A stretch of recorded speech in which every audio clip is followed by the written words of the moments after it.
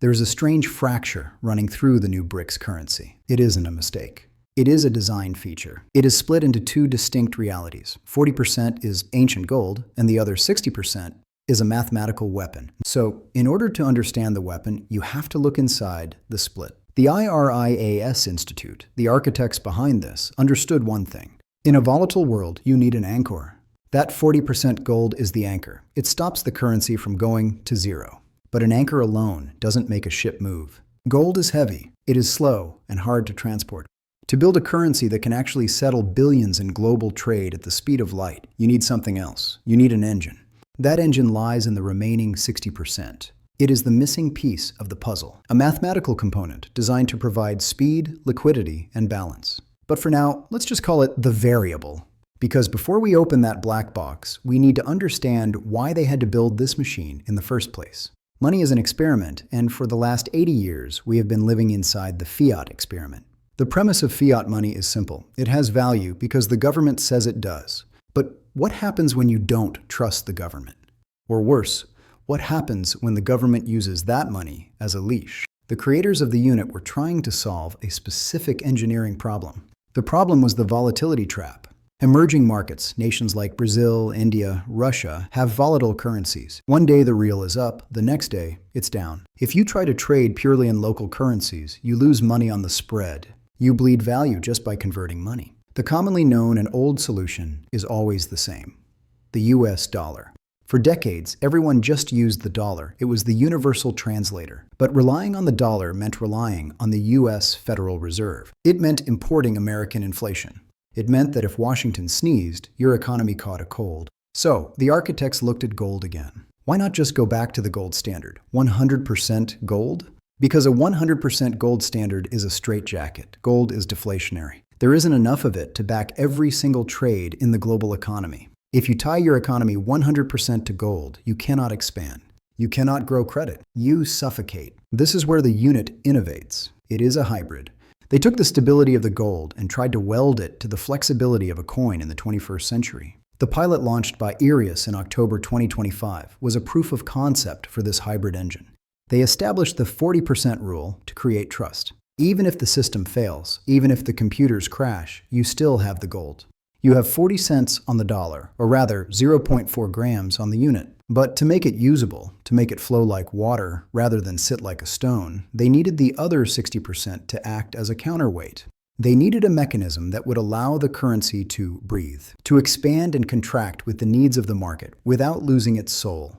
They needed a synthetic asset, something that wasn't just one currency, but wasn't just metal either. This 60% component had to be carefully engineered. If they chose the wrong asset, the whole system would collapse. If they chose the US dollar, it defeated the purpose. If they chose Bitcoin, it was too volatile. So, what did they choose? What is inside the box? We will get there. But first, let's look at how this machine actually runs. Forget physical coins. The unit is a digital organism. While the value is anchored in the physical world, the transaction happens in the digital one.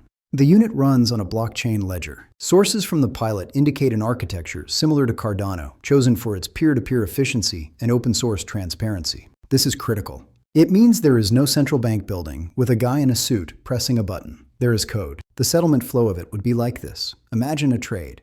A Brazilian exporter is selling $10 million in soy to a Chinese importer. In the old world, that money travels through New York, touching the SWIFT network where fees are stripped away, regulators watch every move, and the funds take 2 days to clear. But in the unit system, the soy is priced immediately using the daily fix, combining that 40% gold anchor with the 60% variable, and the transfer executes via the BRICS Pay gateway. The blockchain verifies the transaction instantly, bypassing New York entirely.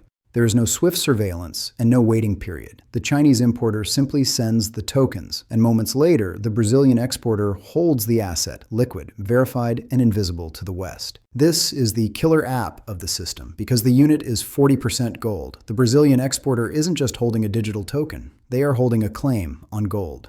They can keep it as a store of value, safer than the real, safer than the yuan. Or they can instantly liquidate it into their local currency.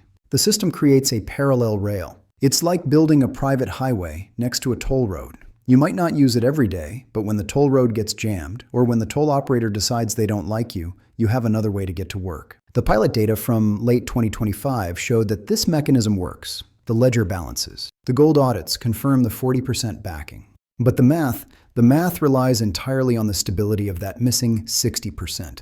If the 40% is the anchor dragging on the ocean floor, the 60% is the sail catching the wind. If the sail rips, the ship doesn't move. So what is the sail made of? To solve the volatility problem, the architects didn't look for a new asset. They looked for balance. The remaining 60% of the unit is a basket of the 5 core currencies of the founding nations. But here is the twist. Here is the detail that changes everything. In the real world, these economies are not equal.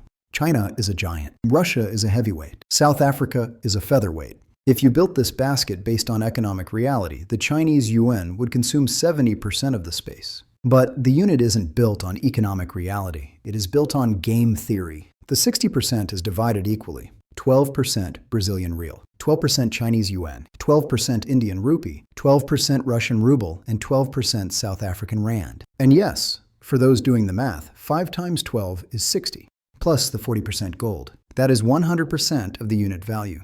But why is this equal weight so important? Because it creates neutrality. By artificially capping China at 12%, the system prevents the unit from becoming a Chinese puppet. It ensures that no single nation dominates the currency. It forces the currencies to act as a hedge against each other. If the Russian ruble crashes because of oil prices, the Indian rupee and the Chinese yuan are there to absorb the shock. If the Brazilian real is volatile, the South African rand helps balance the scale. It is the principle of diversification. Any single one of these currencies is risky, but together, bound by the mathematical formula and anchored by 40% gold, they create something surprisingly stable. This formula is the heart of the machine. It is recalculated every single day. It captures the strength of the emerging world and anchors it to the eternal value of the physical world, known as gold. This is why the pilot worked. It created a currency that was liquid enough to trade but scarce enough to trust, due the gold. But a currency, no matter how clever the math, is useless if you cannot move it. If the unit is the bullet, you still need a gun to fire it. And the gun is not a bank. It is an app. While the IRIAS Institute was building the unit, another group was quietly building the rails it would run on. They call it BRICS Pay. Most people think BRICS Pay is just a credit card, but it's not. It is a decentralized messaging system, a shadow SWIFT. In the current world, if India wants to send money to Russia, the message goes through Belgium because of the SWIFT system. With that, the US can see it and the US can stop it. BRICS Pay cuts the wire. It connects the central banks directly. When you combine the unit with BRICS Pay, the network itself, you create a closed loop. And sitting at the center of this spiderweb is the New Development Bank, NDB, in Shanghai. Right now, the NDB funds roads and bridges. But the long-term roadmap suggests a darker, more powerful purpose. The NDB is positioned to become the central bank of the global south. Imagine a future where the NDB issues bonds, not in dollars, but in units. Suddenly, sovereign wealth funds in Saudi Arabia or pension funds in Brazil have a place to park their cash that pays a yield, is backed by gold, and is untouchable by the IMF. This is the liquidity engine they are trying to build. They aren't just trying to change the money you spend. They are trying to change the debt you hold. If they succeed in moving the global bond market even 1% towards the unit, the demand for dollars evaporates. It is a pincer movement. From the bottom up, BRICS Pay handles the trade. From the top down, the NDB handles the debt, and the US dollar is left stranded in the middle. However, we must remain cynical because a beautiful formula does not guarantee a successful reality. The equal weight design is clever, but it is also dangerous. It ignores economic gravity. By giving South Africa the same weight as China, you are effectively asking the strong to carry the weak. If the rand collapses, the value of the unit drops. China and India are effectively subsidizing the stability of their smaller partners. In a pilot of 100 units, this doesn't matter. In a global trade system of 100 billion units, this creates tension. Furthermore, there is the issue of liquidity. Gold is hard to move. The yuan is capital controlled. The ruble is sanctioned, and the real is volatile. Mixing them together improves the average, but it doesn't solve the structural problems of the individual components. For the unit to truly work, it needs a secondary market. Private banks need to want to hold it. Traders need to want to speculate on it. Right now it is a closed loop, a laboratory experiment. Lastly, but still important, we have the trust. The 40% gold backing is only as good as the audit. If the world suspects that the vaults are empty or that the gold has been rehypothecated, the unit goes to zero, just like every fiat currency before it. The unit is not perfect. It is a prototype, a pilot. But it is a prototype of a new kind of money. For the first time in generations, we are seeing a serious attempt to marry the digital and the physical, to bridge the gap between the speed of the blockchain and the truth of gold. The 40% anchor gives it a soul. The 60% basket gives it wings. Whether this specific project succeeds or fails is almost irrelevant. What matters is that the idea is out there. The formula has been written. The monopoly of paper money is being challenged by asset money. We are moving into a world where value isn't just what the central bank says it is. Value is what you can prove. 0.4 grams of gold, a basket of real economies, a ledger that cannot be edited.